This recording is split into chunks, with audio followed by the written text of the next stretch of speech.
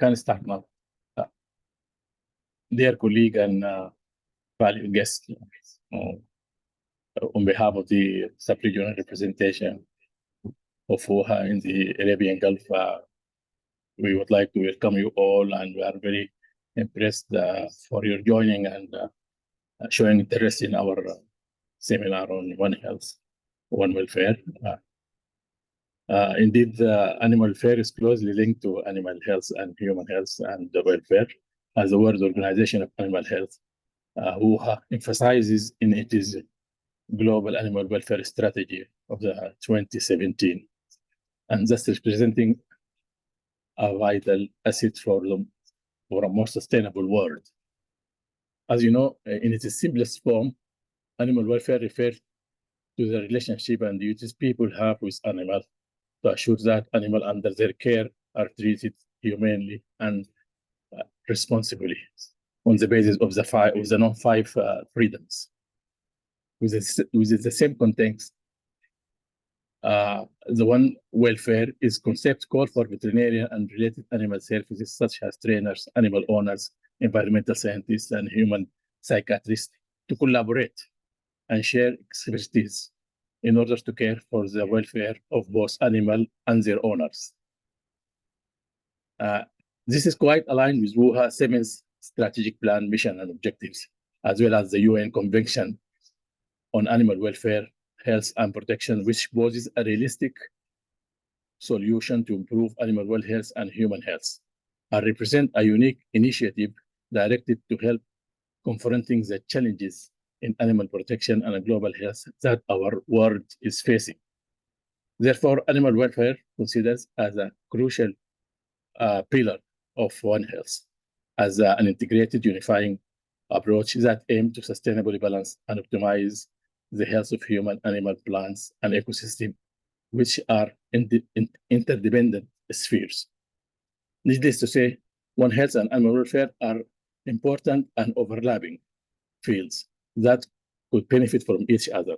This implies broadening the horizon and strengthening the science-based relationship between them and other areas of science. This is to extensively explore connection and enhance joint collaboration and effort towards common goals that eventually support the implementation of the One Health Joint Plan of Action 2022 and 2026 in each country, and ultimately serve the attainment of the Global Sustainable Development Goals. We are delighted today to introduce the well-known animal welfare scientist, Dr. Barbara Badalino, to speak on our today topic. Dr. Barbara graduated in veterinary medicine. To those who joined us our seminar, our webinar for the first time, Dr. Barbara graduated in veterinary medicine at the University of Bari, Italy in 2002. In 2002. Not so young. In 2017, completed her PhD entitled Transportation of Horse and Implication for Heat and Welfare at the University of Sydney in Australia. By the way, she's lecturing from Australia. She is currently an associate professor of animal science at the University of Bologna, Italy, and member of the Animal Health and Welfare Panel of the European Food Safety Authority, EFSA, and a member also of the Camelid technical team. Camelid, as you know, is a Camel Middle East network. Dr. Badalino has more than 200 publications in peer-reviewed international journals and conferences proceedings on those topics. She is currently leading several research projects aiming at enhancing animal health and welfare worldwide. Dr. Badalino, the floor is yours, and we are looking forward to have a very interesting slideshow too. Before Badalino proceed, please open your camera to have a group photo on the occasion of this webinar, if you allow. Or colleagues.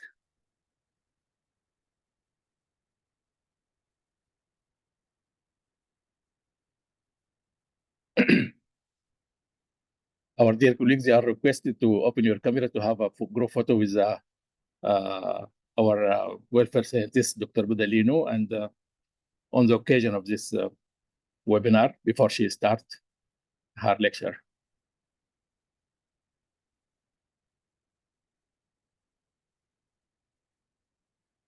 Thank you.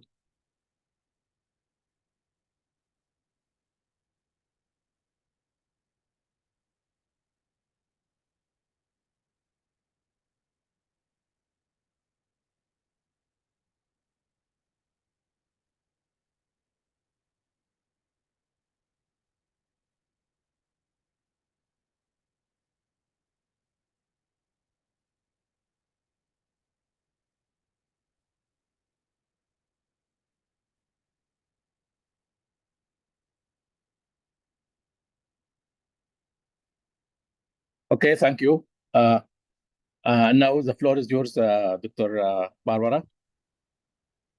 Okay, thank you. I'll share. Okay, let me know if you can see the slide. Yes, it's clear, but it's not in the yes, okay. It's fine now. Go ahead. Okay, perfect. Thank you. Assalamu alaikum, everyone. And I'm honored to be again here. And today we are going to, talk about the One Health concept. We will just repeat what is animal welfare, just to really understand a bit better what is the One Welfare concept. And then clearly, I would like to challenge you a bit to start thinking what could be some example of the effect of climate change on animal health and welfare. And I'm going to wrapping up, trying to suggest how we can actually prevent, manage, or mitigate some of the hazards using the One Welfare approach. So just to start, have you already heard about One Health? Definitely yes. So what is actually One Health for you? Can you write something in the chat? Are you happy to write something in the chat? Yeah.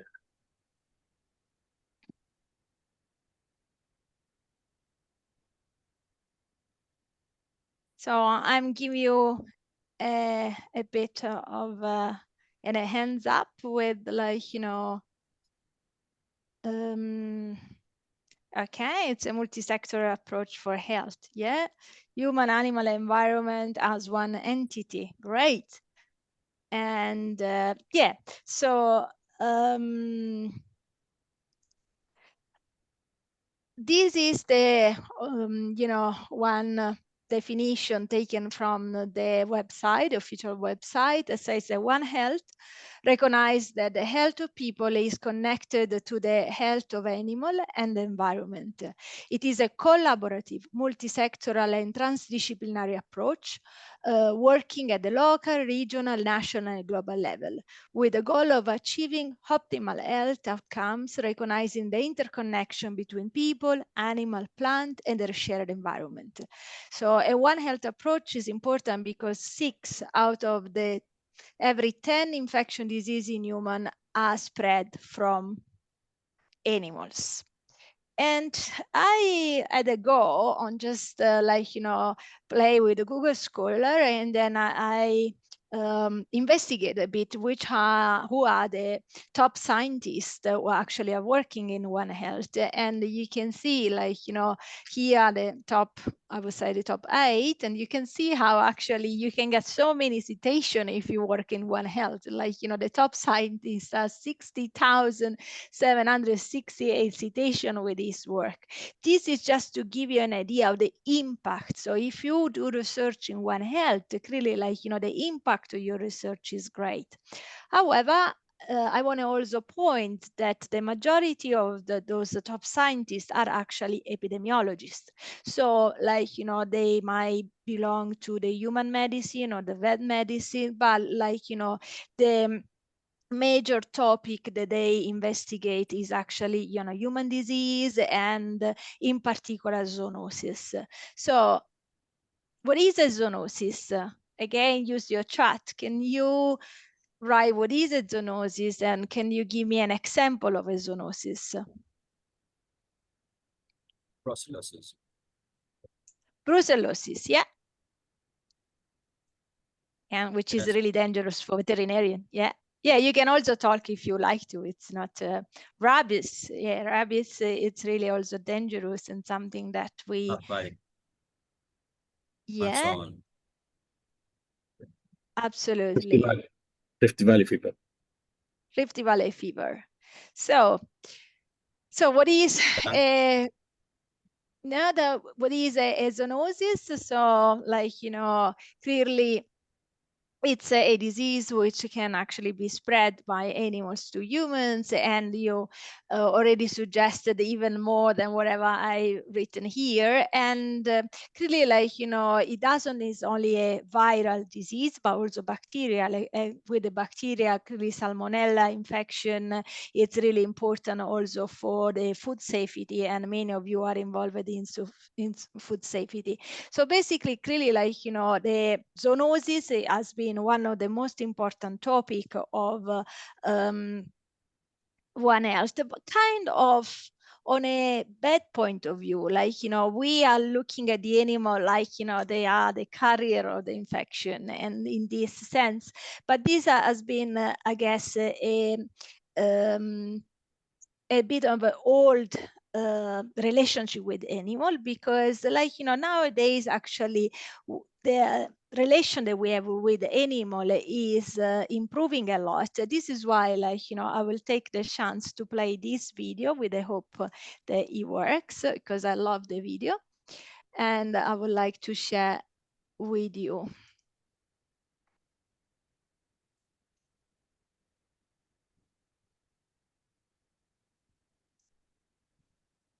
Let me know if you can see and listen, please. Yes, fine.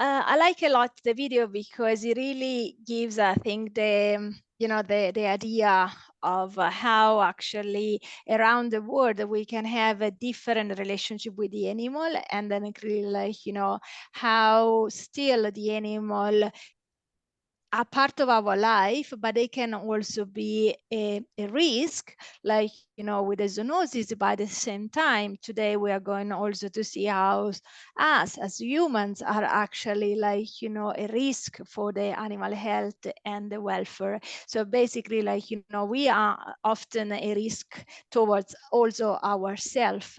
And I guess, like, you know, with the pandemic of the COVID-19, the One Health concept, which has always been there because it's not a really so young concept, has become so much popular because, as I said, the pandemic, like, you know, it's even not the first, because, you know, we had the avian influenza first, but then clearly, like with the COVID, I think all the people know more about, like, you know, the risk and, you know, what is an outbreak and how actually this outbreak could affect our life, reduce our freedom, and also, like, you know, cause, like, you know, mental problem.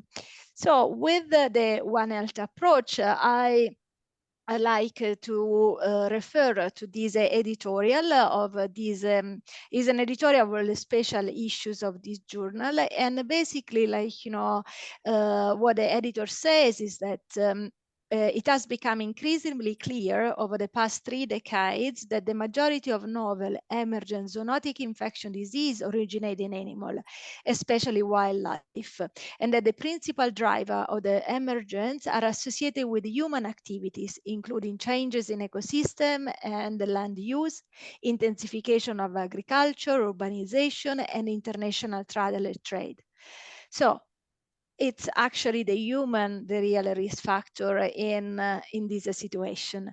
A collaborative and multidisciplinary approach cutting across boundary of animal, human, and environmental health is needed to understand the ecology of each emergent zoonotic disease in order to undertake a risk assessment and to develop a plan for response and control. And again, like, you know, the concept of One Health is not new, and it can be traced back for the least 200 years. Firstly as a one medicine, then as a one word, One Health, and eventually One Health. There is no single international agree upon definition of One Health, although several have been suggested. So the most commonly used definition shared by the US Center of Disease Control and Prevention of the Health Commission is this one. One Health is defined as a collaborative, multi-sectoral and transdisciplinary approach, working at the local, regional, national, and global level with the goal of achieving optimal health outcomes, recognizing the interconnection between people, animal, plants, and their shared environment.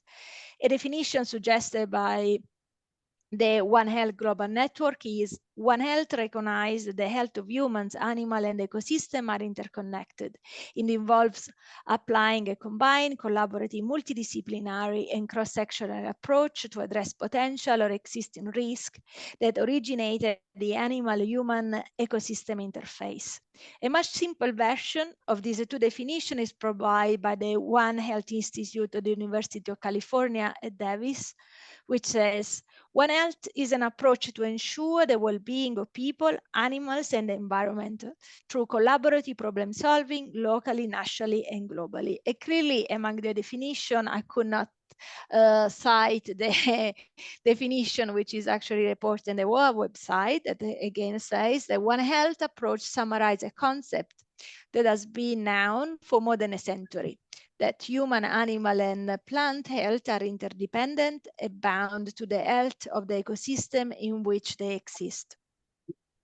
We envisage and implement it as a collaborative, wall of society, wall of government approach to understanding, anticipating, and addressing risk to global health. And always taken from the editorial that I read with you before, this is an umbrella, and you can see the most important topic which are here, like, you know, under the umbrella of One Health. So, and you can see that the, you know, public health, veterinary medicine, human medicine, ecology are all under this umbrella, and many of you are veterinarians, so, like, you know, you are really having a primary role in One Health in your everyday job. But then clearly, like, you know, we still have the zoonotic part, and then also anyway, comparative medicine and cancer, and, you know, even human animal bond. So, and the role that the animal have in our day life. Do you have any other important topic that you would like to add under this umbrella? You can always use the chat if you like to. Something Maybe, that, yeah. Maybe as some of our colleagues discussed with me, that we need also to include the behavioral sense, you know, behavioral change to make people well adapt to the necessities and requirements to conduct One Health duties in a perfect way. We need to work on changing the behavior, the bad behaviors, or the deviated behavior of the society and individuals. That's thank you. Yeah, absolutely. And then I could see that antibiotic resistance that is already listed under the umbrella, but definitely antibiotic resistance, AMR, it's one probably of the rising One Health topic, you know, which is getting probably, like, you know, even more dangerous than zoonosis, because we know that many people are actually dying more from, you know, antibiotic resistance bacteria than from zoonotic nowadays. But yeah, absolutely an important topic. And here I just listed some other resources. If then you want to read more, like, you know, I've already shared a PDF. So if you wanted, like, you know, you can always ask for a copy. So before moving to One Welfare, clearly, like, you know, I thought it was important to touch base and repeat a bit what is animal welfare. So animal welfare is the state of the animal, and it's not what we provide to the animal, but it's actually the state of the animal, the quality of the animal perceived by the single animal.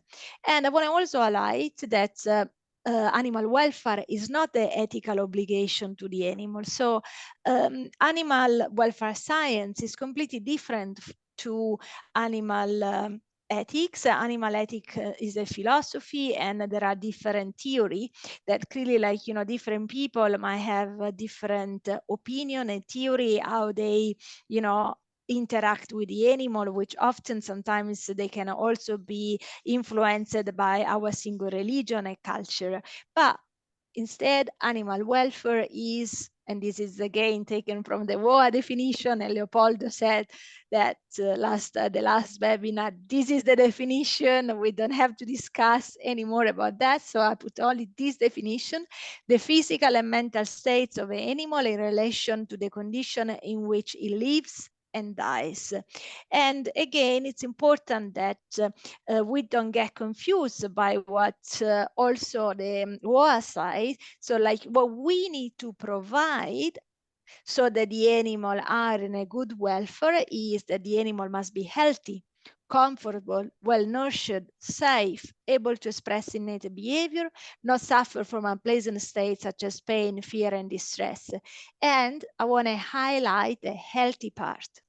The physical health and the mental health is part of the welfare. A sick animal cannot be in a good welfare state, and this is why health and welfare are really connected and you cannot really split. But how actually can we understand if our animal are in a good welfare state? So we said that we should try to provide them not only what they need, but also what they want. Because when we just give what they need, so they are on a point of balance. So their life is, you know, it's in the middle, okay? They are not sick, they are not unhappy, but they are even not happy. So what we really should try not to do is actually provide them what they want, so that the quality of their life goes towards the green and becomes like really a life worth living and a good life. And I want to always point you that, like, you know, it's what they prefer. So we really need to have knowledges of the need of the animal that we work with, and we don't have to assume that what we like is what my cats like, what my camel like, what my horse like. And we said in the last webinar that nowadays we have some standard protocol where we have welfare indicator based on objective measure, valid measure. So we really also need to learn how to assess welfare in a scientific way and making sure that our animal are actually in a positive animal welfare state. So it's not only they are not in pain, they are not sick, you know, there is like the absence of negative states, but we really want to have animals that are experience positive emotion, positive experience in their life, so that their life is really a good life. And so now that we actually repeat a bit what is welfare, we move on one welfare. So one welfare is a kind of a sibling, let's say like that, of the One Health. And it's important in particular for veterinarian because One Welfare has actually been founded and created by veterinarian. So it's actually an approach founded by veterinarian for the veterinarian, and serve to highlight the interconnection between animal welfare, human well-being, and the environment. It fosters interdisciplinarity collaboration to improve human and animal welfare internationally. One Welfare also helps to promote key global objectives such as supporting food security, sustainability, reducing human suffering, and improving productivity within the farming sector through a better understanding of the value of a high welfare standard. One Welfare extend the approach and partially overlaps One Health team used for human and animal health. And One Welfare approach promotes the direct and indirect links of animal welfare to human welfare and environmentally friendly animal keeping system. Increasing education and awareness are the pillar on One Welfare, because only through education and awareness we will establish different way of working and improve efficiency within local and global network of those working in animal welfare, human well-being, and environmental issue. So One Welfare overall support implementation of sustainable development goal. And I don't know if you are familiar, this is the link to the website, official website on One Welfare. And again, under One Welfare, these are some topics, and clearly I can prove that improved animal welfare, improve food safety. Why that?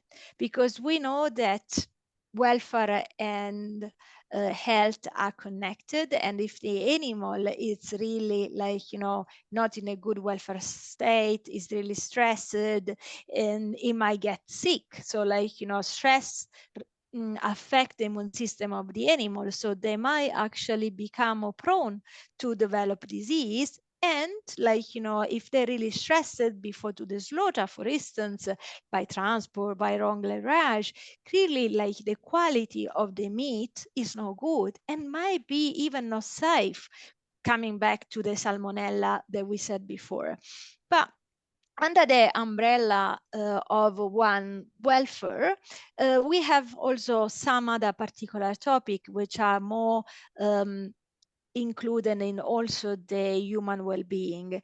And there is also this a topic which is interesting, animal and human abuse. There is lots of research which have proven that people who abuse animal, they are much more likely to abuse also women and child. So clearly, like, you know, the One Welfare, it's helping all the society. So when we see a neglected animal, and we should think that that farmer, that person who is neglecting that animal might actually be an abuser and be, you know, or like, you know, in other case, people who neglect animal, like hoarding people, they might even themselves have some mental issue. So it's a kind of really it's a little alarm that as a veterinarian, you should also think about. There are like, you know, nice forensic where some veterinarian have, I don't know, visited some animal that were clearly abused, and they, you know, raise concern and awareness for their family, and they actually ended up to save child and women who were abused by this person, because now there are some, you know, people that have mental problem, they might, you know, abuse, you know, the beloved animal to actually hurt a woman or a child or even another man. So really this is important, and these are the topic written in one of the first paper written by Finilos in Veterinary Record in 2016. So what are the one welfare outcomes? Reduction in animal and human abuse, as I said, because they are really interconnected. Improved animal welfare addressing social problem.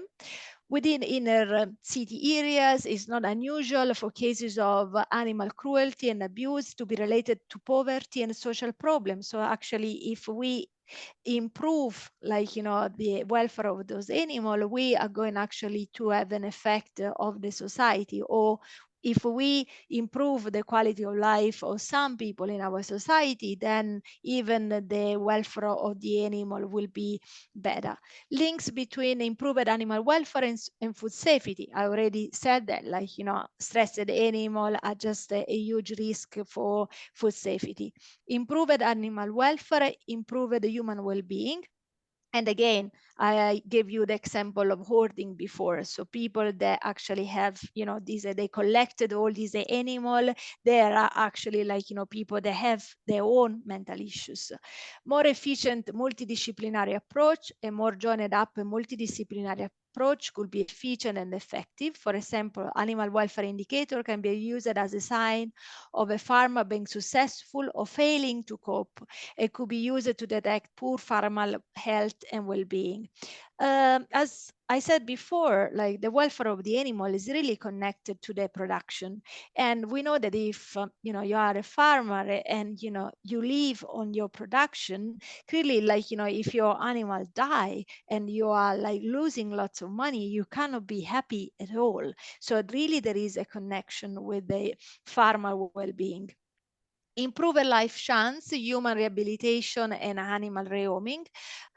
We know that, like, you know, the role of pets is getting more and more important in our day-by-day life. And, you know, also the use of animal assisted therapy. In some countries, they've been recognized as an official alternative medicine. And there are many people that, like, even human and even young people that, like, you know, they are developing mental issues post-COVID, or, like, you know, they don't want to go out from, you know, from the apartment. So they have been really successful with animal assisted therapy. The fact that they really need to take care of the animal, they give them the motivation to go out of their own house. And, like, you know, this withdrawal syndrome is a mental issue which is really growing, in particular in our young generation. Improved animal and farmer welfare, improved farming productivity. And again, clearly, like, you know, we have to see welfare not as an extra cost, but actually an extra profit. If our animal are in a better welfare condition, they will live longer. We can actually increase their productive career. And so clearly, like, you know, if the farmer can reduce mortality and morbidity, so the rate of death and the rate of disease in his herd, he will definitely produce more and have a better productivity. Improved animal welfare, addressing poverty, local community support. Again, our society is really linked to the animal.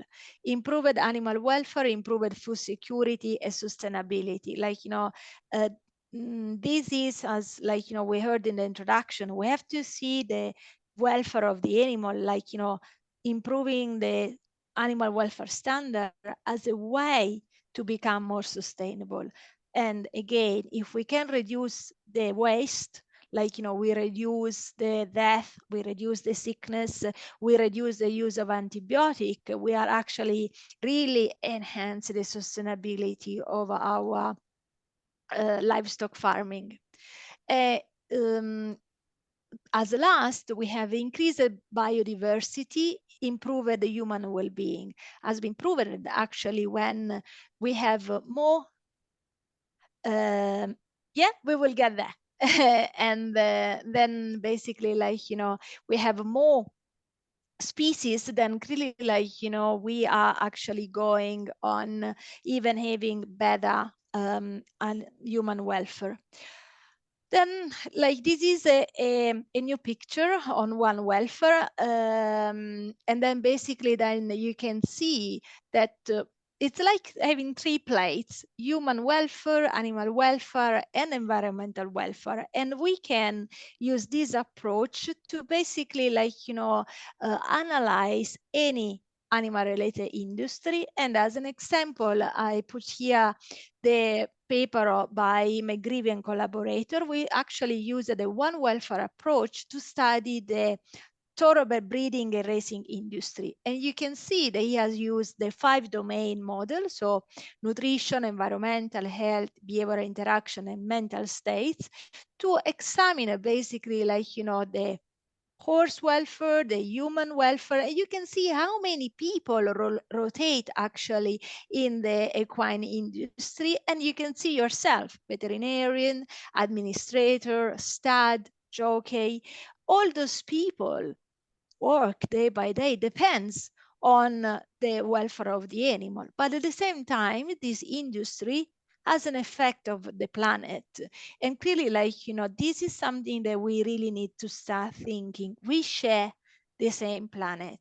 And clearly, like, if we are part of any industry, we have to start thinking how we use the water, how can we recycle the water, and again, how much energy do we use? And in case of the equine industry, clearly there is a transport. Horses are transported every day, even by plane. So clearly, like, have an impact on the pollution and the production of gases. And this is something that, like, we can also minimize, and, like, to make the equine industry more sustainable. And you could use this approach to any other livestock. I want to also inform you that every year there is a conference, which is the One Welfare Conference. Last year was in Spain, and you can see the topic: One Welfare Fashion, One Welfare and History, One Welfare and Environment, and Photography, and One Welfare. So you can see how broad is One Welfare. So it's only science. There is arts, there is social science. This is the beauty of a multidisciplinary approach.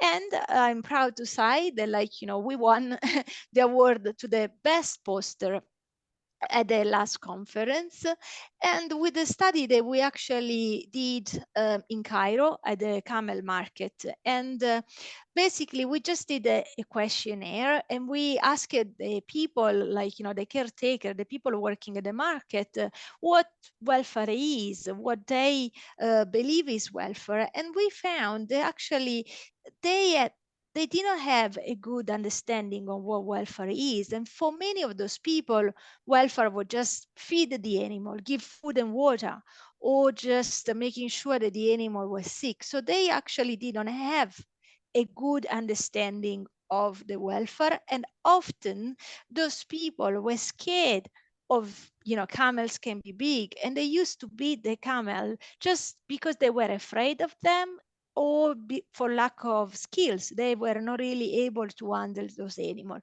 So we had part of our project was actually educating the people, educating veterinarian in Egypt, making sure that, like, those people learn what animal welfare is, how welfare is important for the food safety. Those camel, the majority go for slaughter. So you can imagine, like, the quality of this meat after the camel has been beaten, is bleeding, has been transported, like, in overcrowding situation.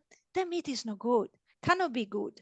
And this is why, like, you know, I think we won the project, they were mainly, so the award, because the project aimed to educate. And as I said, one welfare pillar is education. So like workshop like this one or other workshop, and it's important. And as a veterinarian, you have the duty to work to improve the animal health and welfare, but also to educate the people that work with animal, because this is the only way that we can really improve the welfare. If the people, they take care of them day by day, because as a veterinarian we are not always there, they actually they really learn how to care, how to handle their animal. So that is your goal. And again, like, you know, I like also this and other paper by Broom. So even older than whatever we said before, that it goes to, again, to the role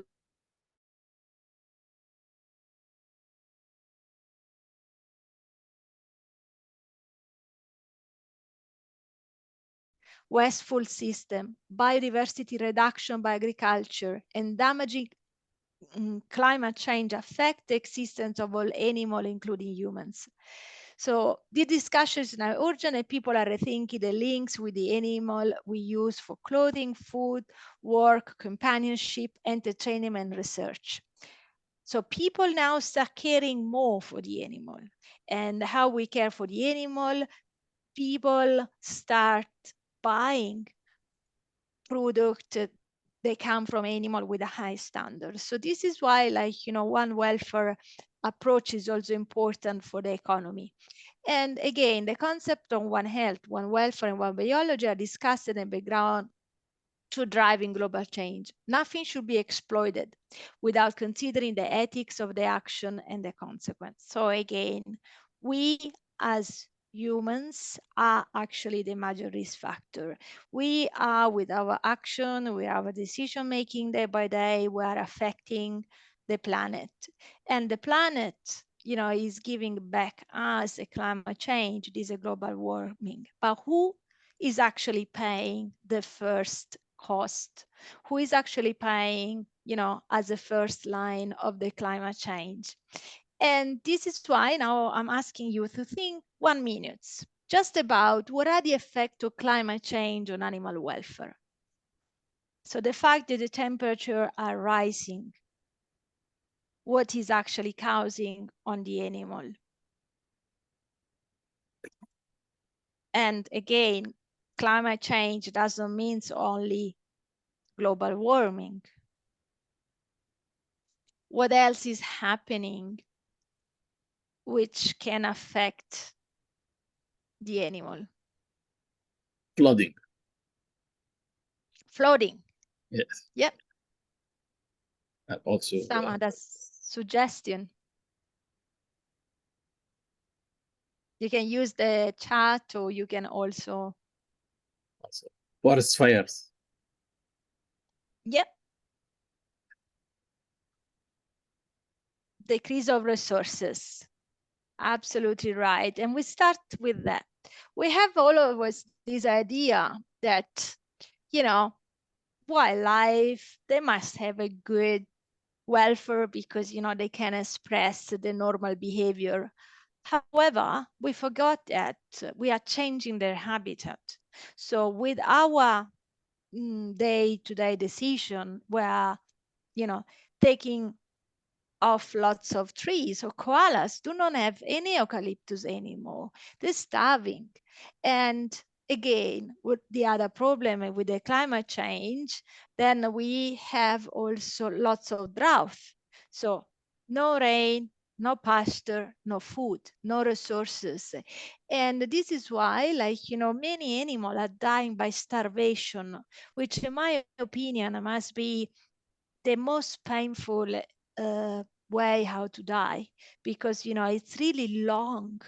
So it's really prolonged suffering. And this is, and I want to also point out though that, like, you know, these are all real pictures taken in Australia, that because of the drought 2 years ago, many wild horses die right in the middle, and the horses were the first dying because, you know, they are more sensitive animals, so they cannot really cope when the good grass is not there.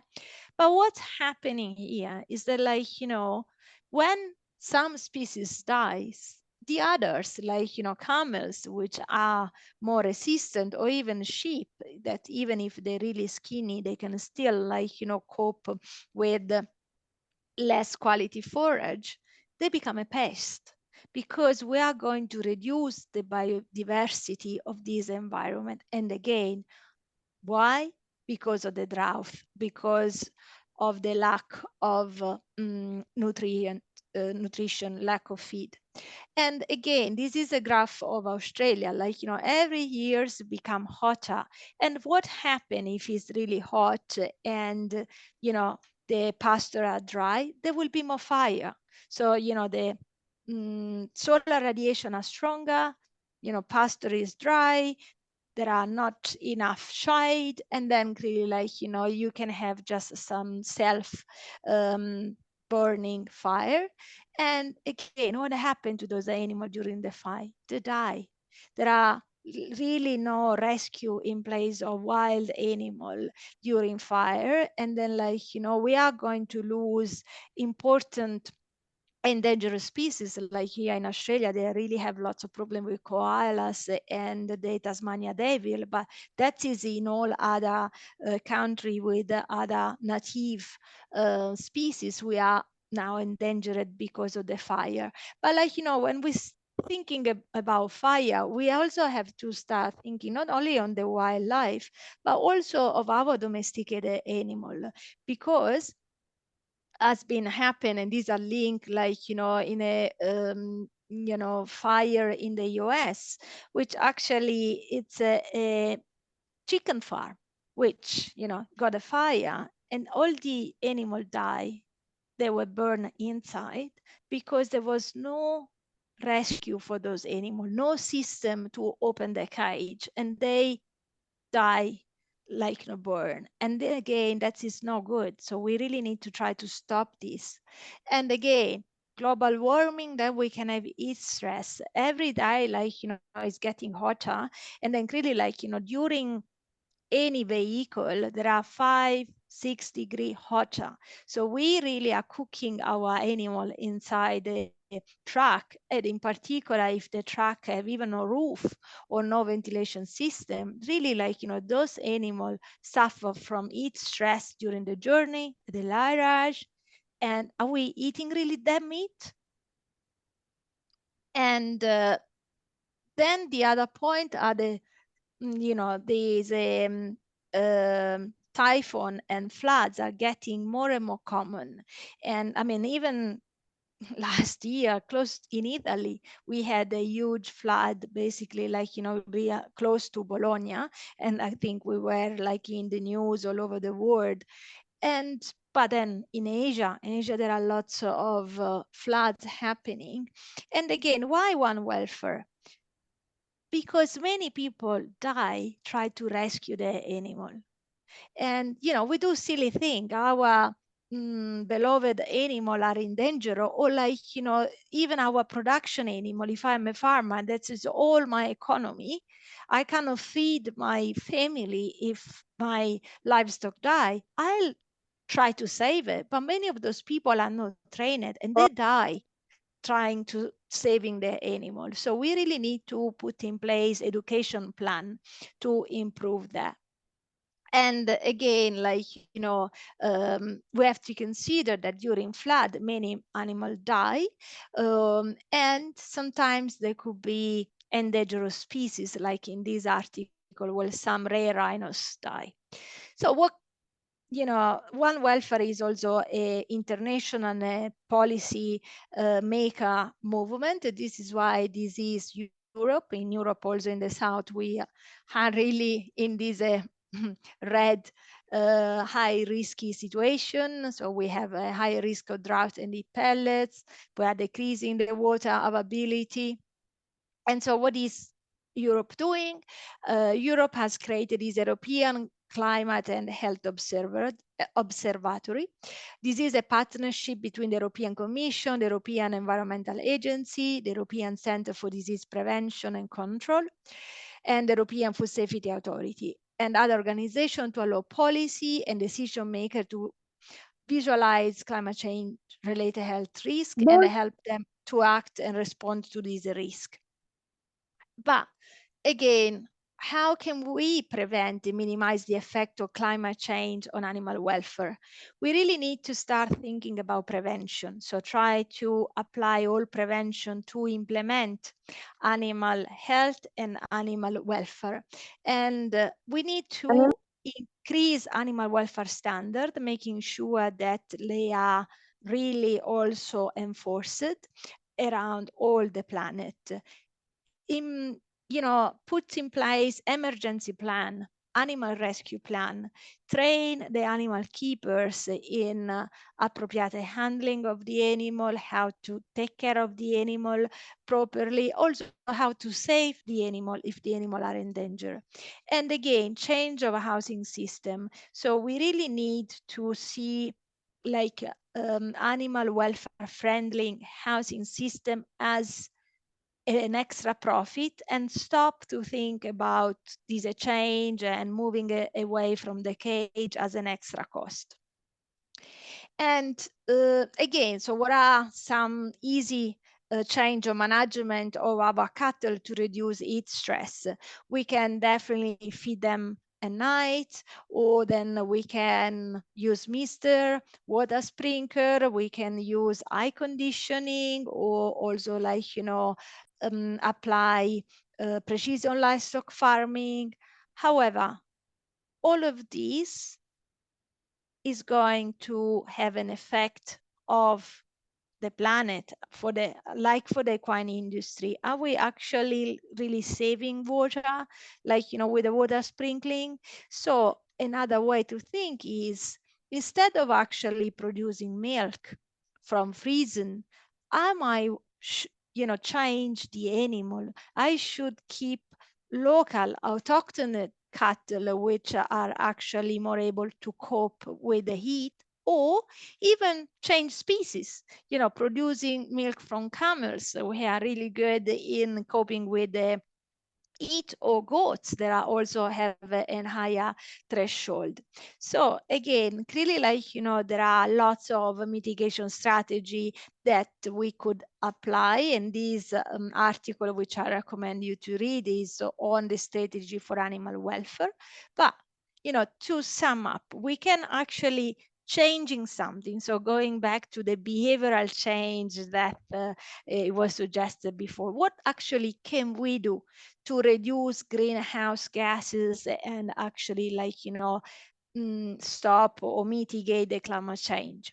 Feed change, reducing concentrate to the animal, stop overfeeding our animal with concentrate, giving them more hay, more fiber, which is actually better for their health and welfare, and also reduce the cost. And actually maybe we can utilize this concentrate for actually feeding population which are still starving. Reducing live animal transportation, like too many trucks on the road, too many pollution, too many animals suffering inside those vehicles.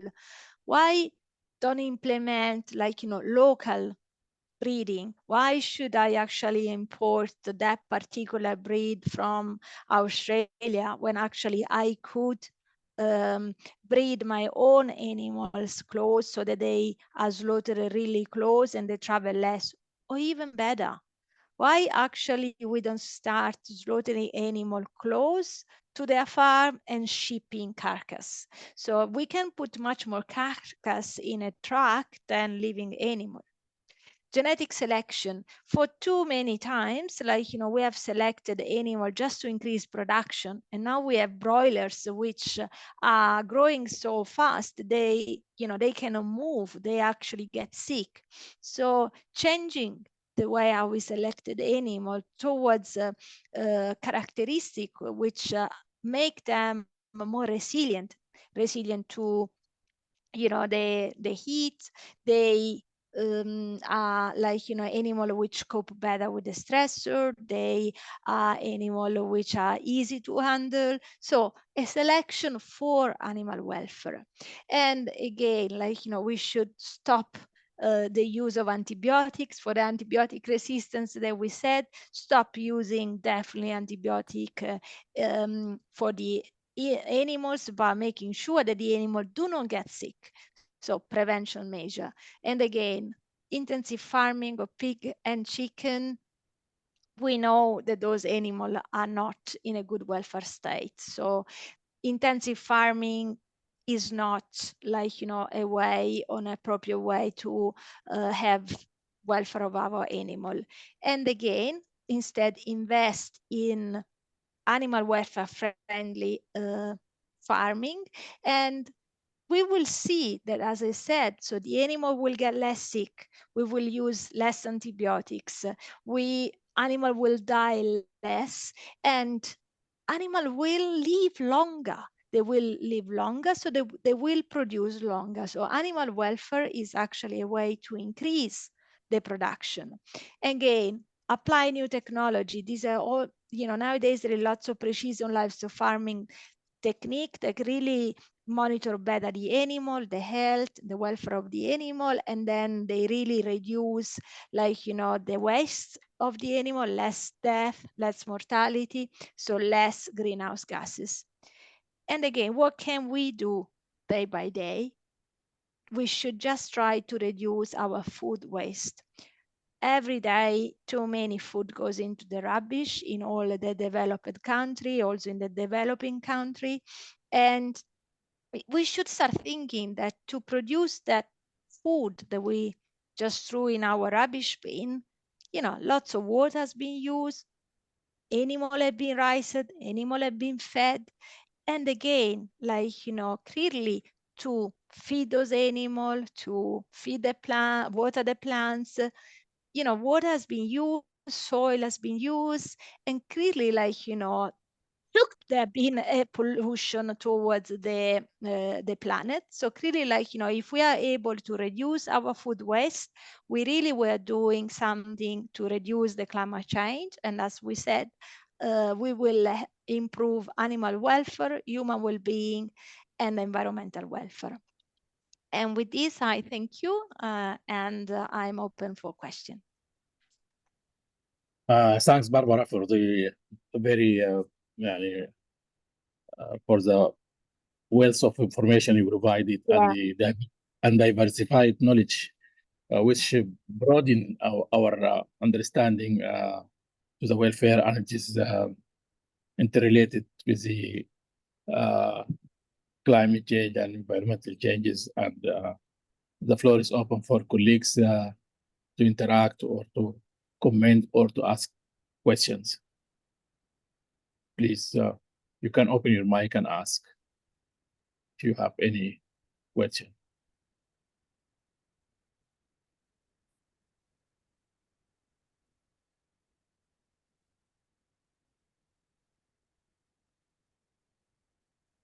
Okay, Barbara, you spoke about the the differentiation between welfare and ethics. You said that they are completely independent sciences or field, but in the traditional literature, this demarcation is not clear. That there is always they are intertwined with each other. Yeah. So it's The really, regulation. Can you elaborate on that? yeah. So animal welfare science is basically like, you know, it's a science. And as we said, we're trying to really assess the quality of life of the animal in an objective way. So we try to measure the welfare of the animal. And animal welfare is the states of the animal.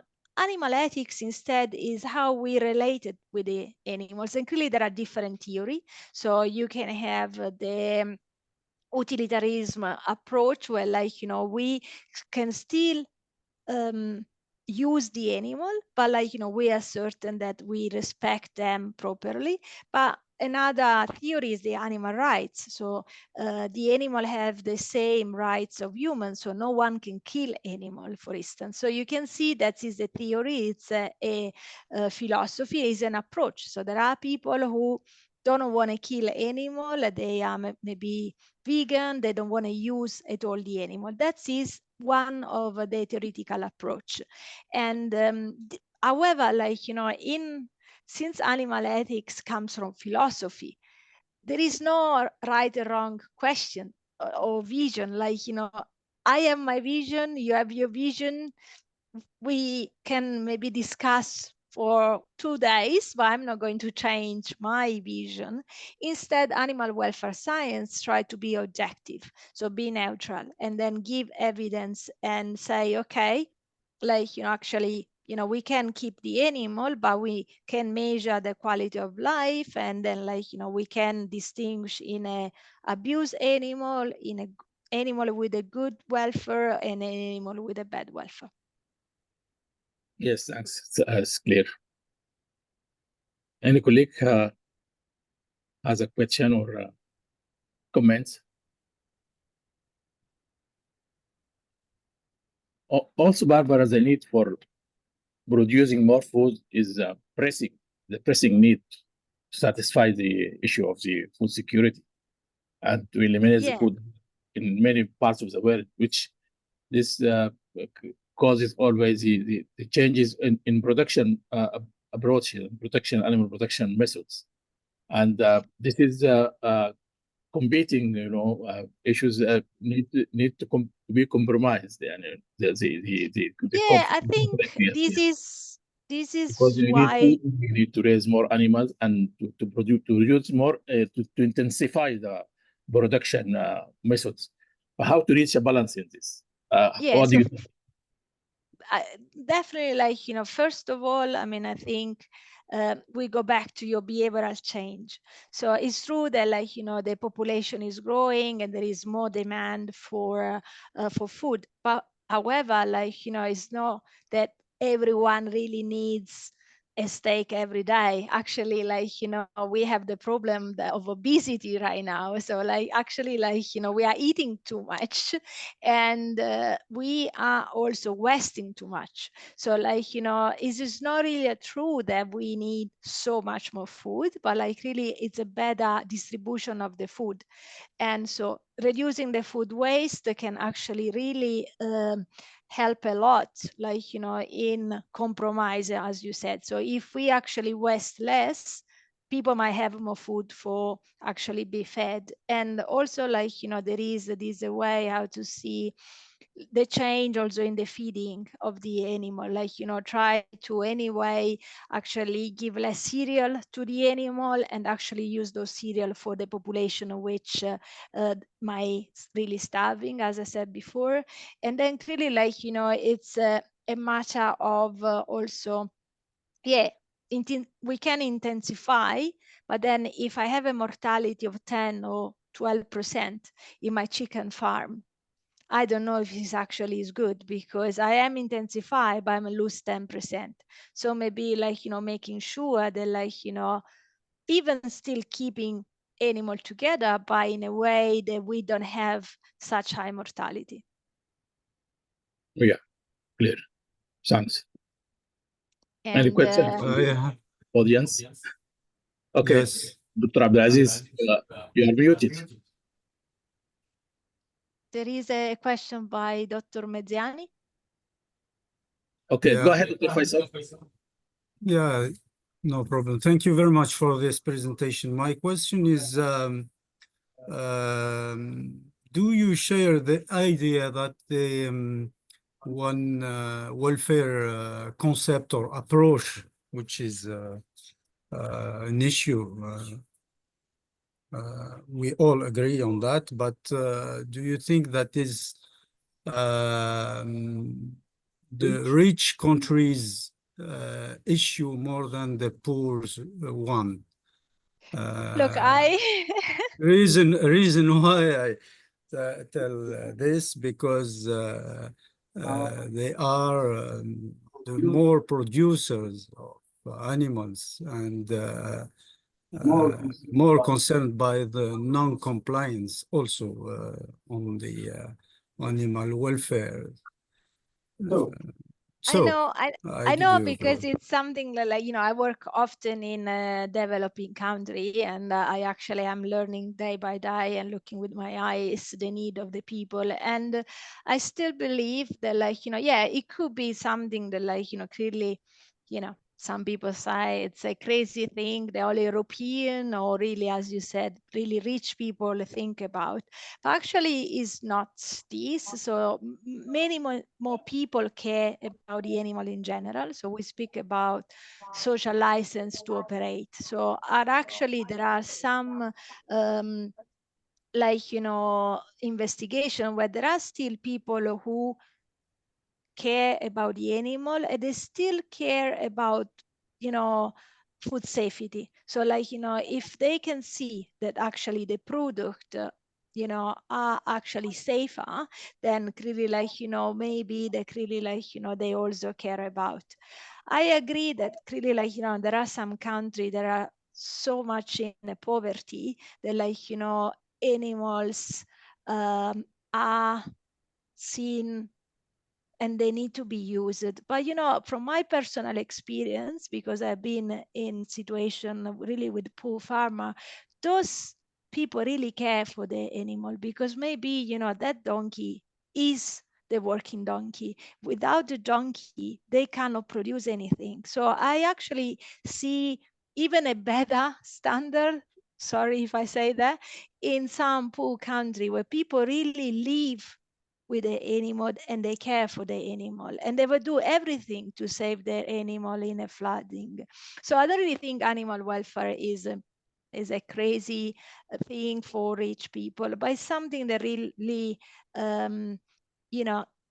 it's the relation that all of us have with the animal. And again, it's a wrong perception that is an extra cost. For too many times, we kept saying animal welfare is an extra cost.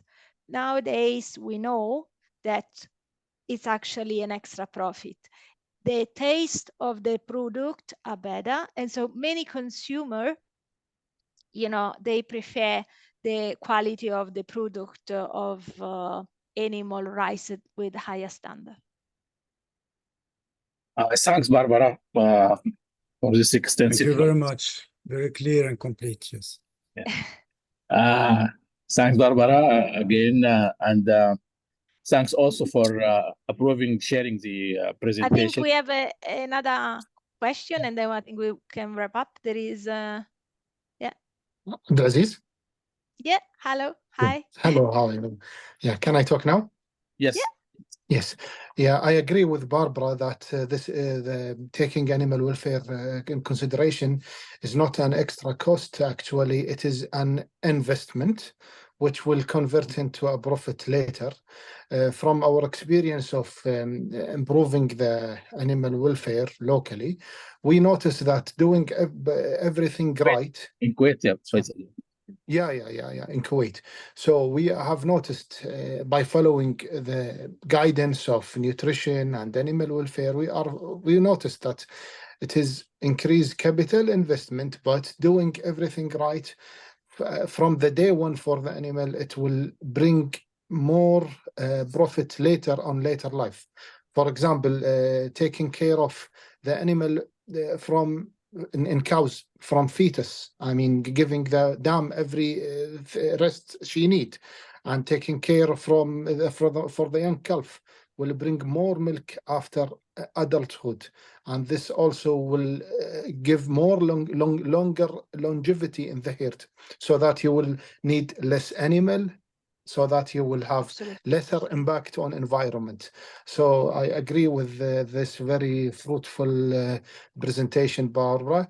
And also I want to comment that even in macro level, everything must be done. I mean, in macro, I mean national or international, because policies and measures taken, for example, if you are fighting the first disease mentioned in this presentation, brucella, if you are, for example, eradication of brucella in one species, without a bigger picture, without bigger umbrella, without taking care of other species, camels, sheep, dogs, you are not doing very well. You cannot finish so that you are, for example, eradicating cows without taking the source. So that we need to take one health umbrella, seeing everything in one big picture, and taking action on that base, doing everything on right, by integrating the beautiful art and the true science and the good morals all together. Yeah, and agree. And we talk about, because we're friends anyway, so about the importance of traceability, identification of the animal. So clearly, I think identification, tracing the animal it's really a matter of priority, and clearly that comes the government. So we really need to have government investing in identification. Without an identification of the animal, we cannot do any eradication plan. We move animal, we even don't know, who they are, and then how we can trace them. So really, I think, yeah, I completely agree with you.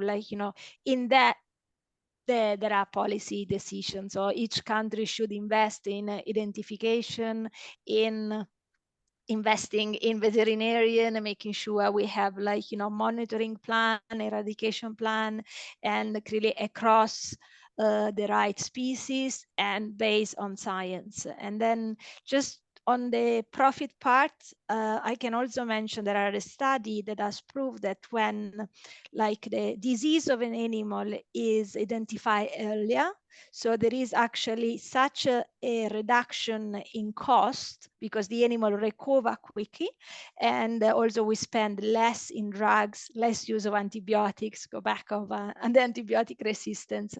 So actually, the monitoring of the animal, the peak is not that we can